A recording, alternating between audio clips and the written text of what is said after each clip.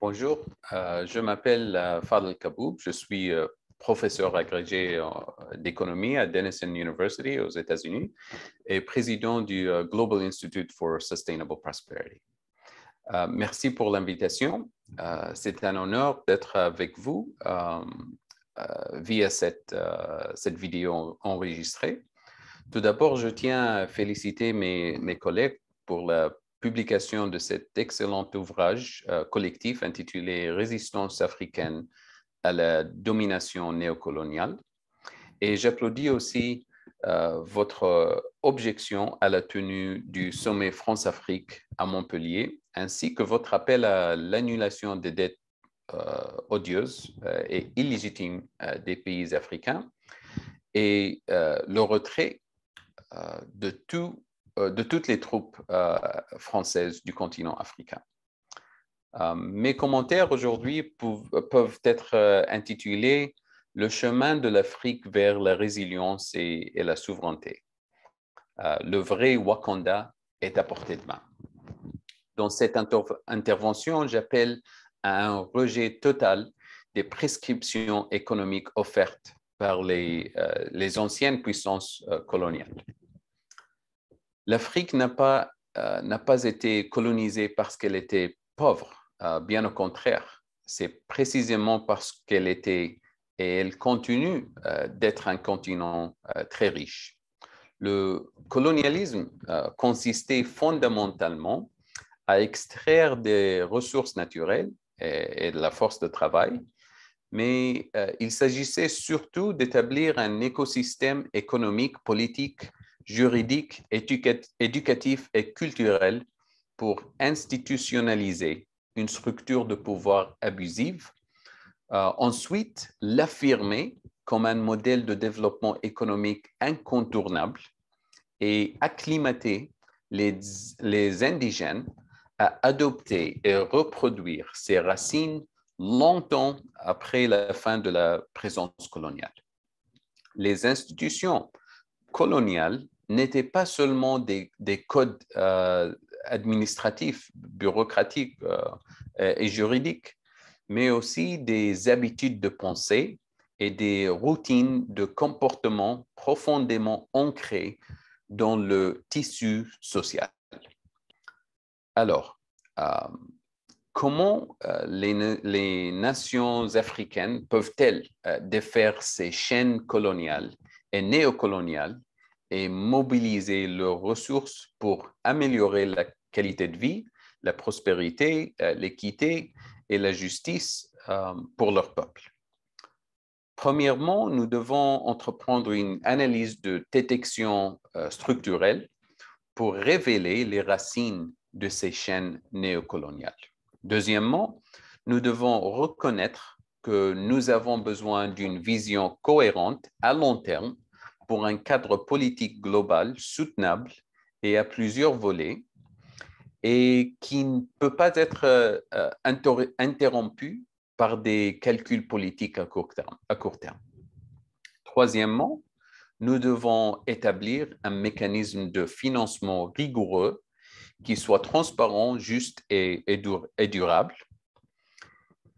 En ce qui suit, je soutiens qu'un Wakanda réel est vraiment à portée de main et que nous avons un cadre politique réaliste pour y parvenir.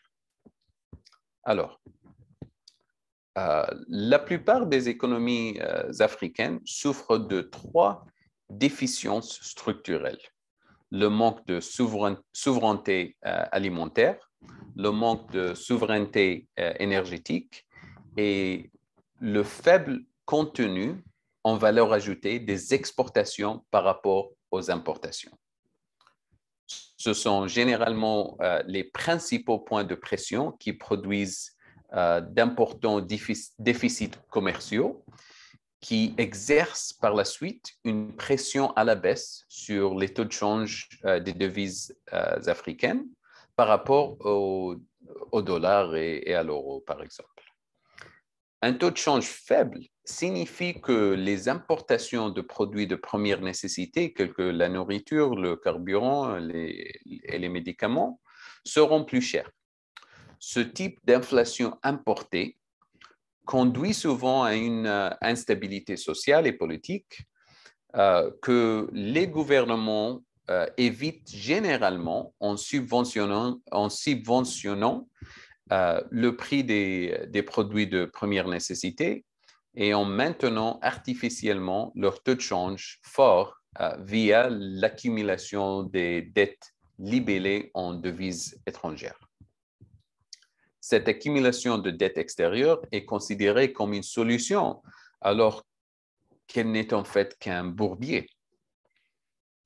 Donner la priorité au paiement de la dette signifie souvent réduire les allocations budgétaires pour l'éducation, la santé et les investissements dans les infrastructures essentielles.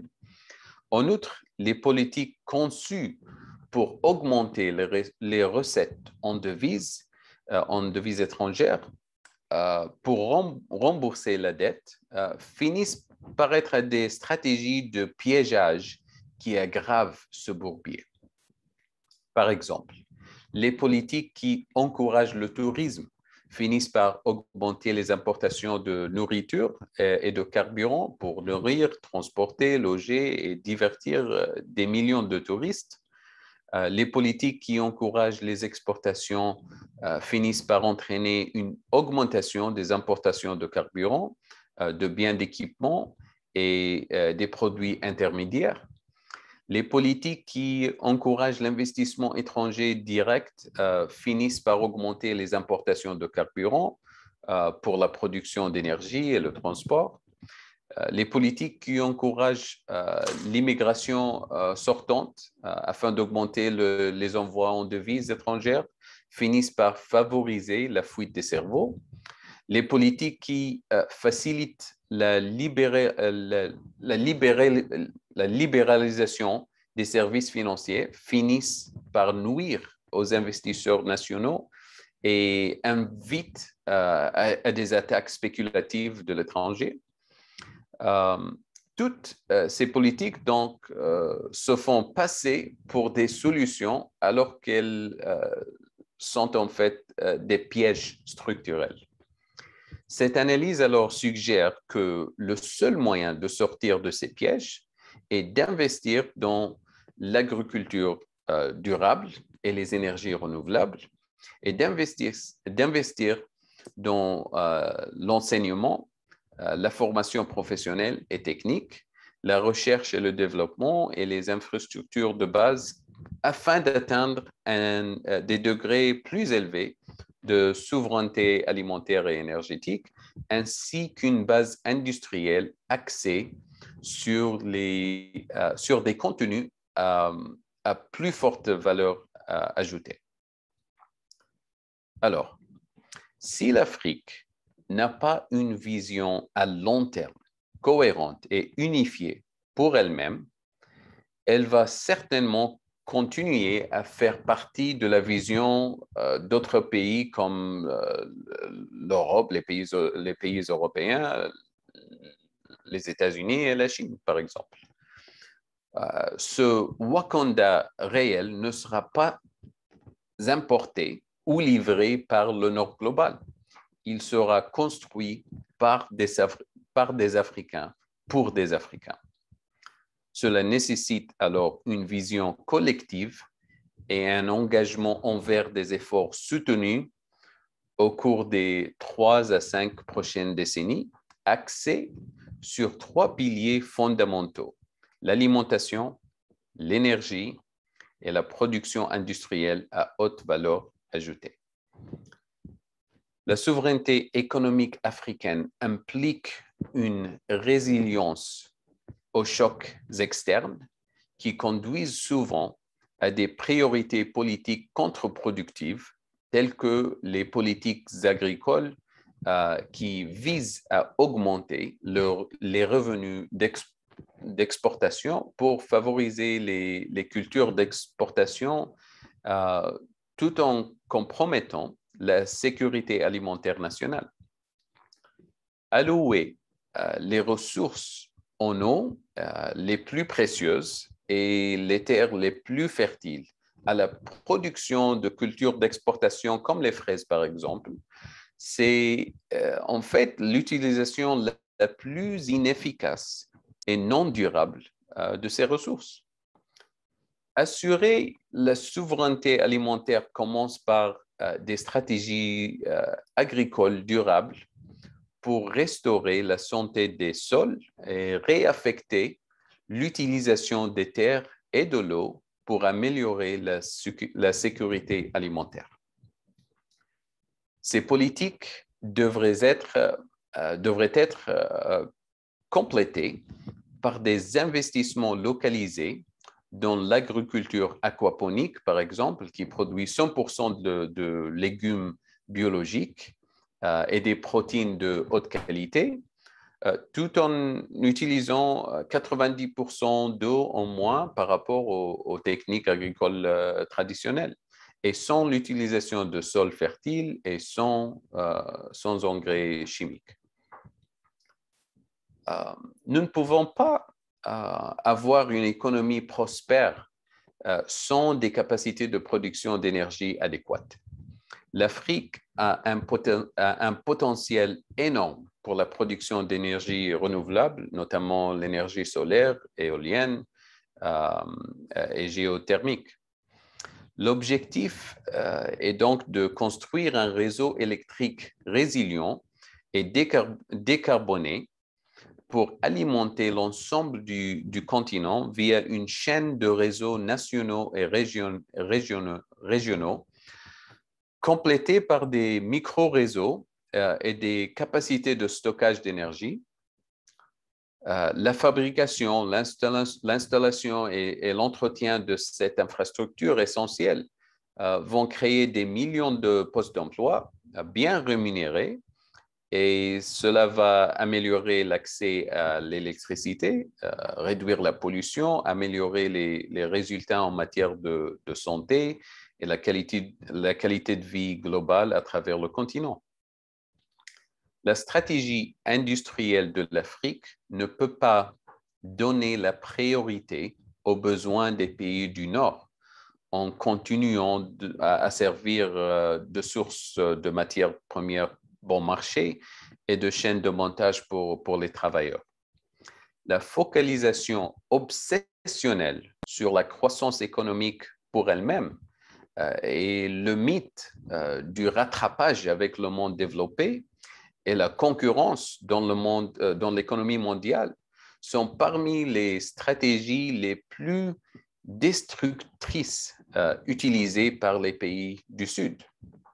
L'alternative est une stratégie industrielle de commerce et de coopération régionale sud-sud qui favorise la concurrence entre égaux, la collaboration complémentaire et stratégique dans l'industrie lourde et les industries axées sur la résilience telles que l'énergie, la santé, l'Internet haut débit et le transport.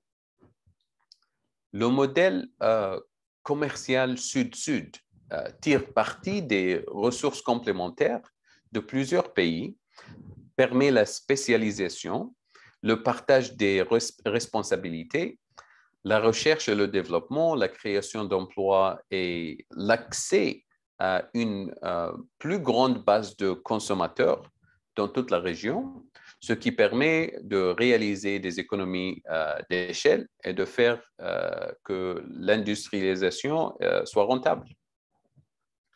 Les principes directeurs de cette vision ne peuvent pas être les mesures traditionnelles de la croissance économique et les revenus d'exportation, mais plutôt un large tableau de bord d'indicateurs environnementaux, sociaux et économiques axés sur la qualité de vie et la résilience. Alors, la grande question qui se pose ici, c'est comment financer cette stratégie de développement. Le Sud global est un créancier net du Nord global à l'auteur de 2 000 milliards de dollars par an. Même si la dette de l'Afrique soit annulée aujourd'hui, les mécanismes d'extraction financiers néocoloniaux vont rapidement accumuler davantage de dettes extérieures. Cette extraction financière est aggravée par l'extraction habituelle des ressources naturelles et des cerveaux. Un Wakanda réel ne peut pas être construit que si ces pratiques extractives sont inversées. Les principaux piliers suggérés ici sont nécessaires, mais ils peuvent ne pas être suffisants pour rétablir un équilibre économique, social et écologique assez rapidement. Afin d'accélérer la transition vers un Wakanda réel, il faut plaider en faveur d'un transfert substantiel de ressources financières et technologiques du nord global vers le sud global. Ce n'est pas un appel à l'aide ou à la charité. Il s'agit d'un appel à des réparations climatiques, coloniales et néocoloniales. Le nord global est responsable de la grande majorité des émissions de CO2 depuis la révolution industrielle. C'est une dette climatique. Les déficiences économiques existantes dans les pays du Sud peuvent être directement attribuées aux politiques coloniales et néocoloniales extractives. Nous pouvons légalement démontrer l'existence pendant des décennies de ces dettes coloniales et postcoloniales qu'il faudrait indemniser les Africains pour abus, violence, génocide, appropriation culturelle et biopiratage.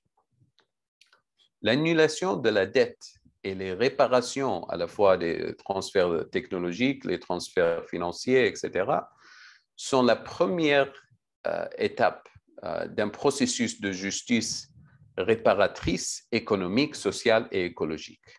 C'est la condition préalable pour restaurer un degré plus élevé de souveraineté monétaire aux nations africaines, qui peut être ensuite utilisé pour renforcer les capacités de production, investir dans la recherche et le développement, les technologies indigènes, l'écologement, l'écotourisme, la préservation du patrimoine culturel et soins adéquats pour les personnes et la nature.